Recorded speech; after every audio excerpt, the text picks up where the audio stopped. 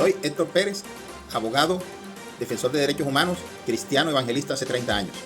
Hoy quiero explicar la permanente manipulación del pueblo cristiano cada vez que vienen unas elecciones. Quiero aclarar que en los gobiernos de derecha fue donde se despenalizó el aborto. Más concretamente, han utilizado sentencias de la Corte Constitucional, donde la derecha siempre ha tenido una gran mayoría e influencia. La despenalización del aborto se dio mediante sentencia C-355 del 2006, gobierno de Álvaro Uribe. Luego, con la sentencia C-055 del 2022, gobierno Duque, se amplió y se permitió el aborto hasta la semana 24, convirtiendo a Colombia en el país más libertario del mundo en materia de aborto. Mediante sentencia C-577 de 2011, se aprobó el matrimonio igualitario, con igualdad de derechos como todos los matrimonios, y las adopciones por parte de las parejas del mismo sexo. Los gobiernos de derecha no se opusieron institucionalmente a estas decisiones, las cuales son obligatorias para todos los funcionarios del país. Precisamente cuando se dieron las discusiones sobre las adopciones por parejas del mismo sexo, ¿saben quién respaldó jurídicamente en todos sus planteamientos estas adopciones? Precisamente el candidato que están proponiendo algunos pastores para que los feligreses lo respalden. Les recuerdo que cuando se dio el plebiscito por la paz, manipularon al pueblo cristiano con los mismos temas y muchos cristianos votaron en contra del plebiscito por la paz. Y sin embargo, ¿qué llevó y cuáles fueron las consecuencias? Que muchos de los reinsertados de la violencia que querían cambiar de vida fueron asesinados. Y entonces otros se fueron nuevamente al monte. Y por eso tenemos aún la violencia disparada. Y sin embargo, el candidato que están proponiendo algunos líderes cristianos para votar fue quien hizo el marco jurídico para ese proceso de paz.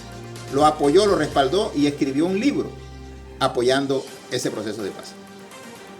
Tenemos una gran contradicción y nos siguen manipulando. Igualmente, la Corte Constitucional, a través de fallos reiterativos, ha ordenado que en la educación religiosa en las escuelas no se enseñe un credo o una fe en particular, sino que se haga una enseñanza generalizada de todas las religiones. Eso para salvaguardar la orden constitucional de la libertad de cultos. Es falso que los profesores hayan sacado a Dios de las escuelas. Lo que ha sacado a Dios de todas las sociedades del mundo, incluida la colombiana, es la codicia. O lo que lo dice claramente Dios en 1 de Timoteo 6:10. Raíz de todos los males es el amor al dinero. El afán de la acumulación de riquezas es lo que trae la corrupción, la mentira, el engaño y la insensibilidad por la necesidad del prójimo.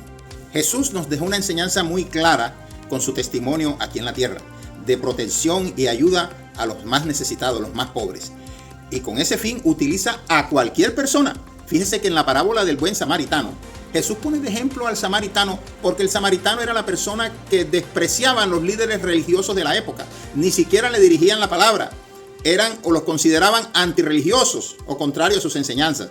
Y sin embargo, Jesús utilizó en esa parábola que el samaritano ayudó al desválido, al que estaba a la orilla de la carretera, que había sido despojado y herido, y él lo ayudó, mientras que dos líderes religiosos pasaron y fueron indiferentes a la necesidad de esa persona pobre y necesitada que estaba en la vera del camino. Las necesidades económicas y la pobreza es el primer factor de desintegración de las familias en Colombia y en el mundo. Lo que quiere decir que para restablecer las familias hay que mejorarle sus condiciones económicas y todas las circunstancias que las rodean para que después se busque cambiar su mentalidad. Colombia, además, tiene una de las crisis humanitarias gravísimas más grandes del mundo. 9 millones de familias desplazadas y despojadas. Somos los segundos a nivel mundial después de Sudán. Estas familias que fueron sacadas de su entorno, llegaron a las ciudades sin oportunidades, han engrosado la miseria, resquebrajado el tejido social. ¿Qué se requiere? Restablecerle los derechos a estas víctimas, restituirles sus tierras, para poder recuperar esas millones de familias que se han desintegrado. Entonces, concienticémonos colombianos de que se requiere es justicia social. Como siempre hizo énfasis Jesús. Hermanos cristianos, pensemos en justicia social, en disminuir la pobreza, en darle más oportunidades a los millones y millones de colombianos que nunca la han tenido. Por siglos nos han saqueado, por siglos ha habido demasiada corrupción en nuestro país, ampliamente documentada.